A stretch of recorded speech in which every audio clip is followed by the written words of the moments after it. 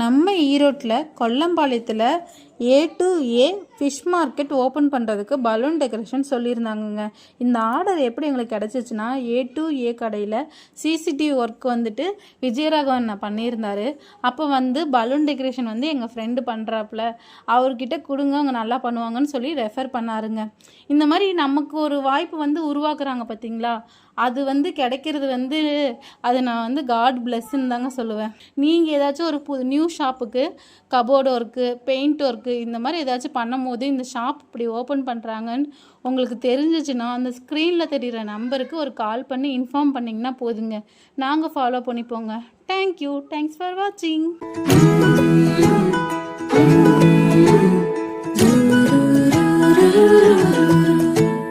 கனவெல்லாம் நிஜமாக ஒரு நாளும் ஆகும், கவலைகள் பஞ்சாக பறந்தே போகும்.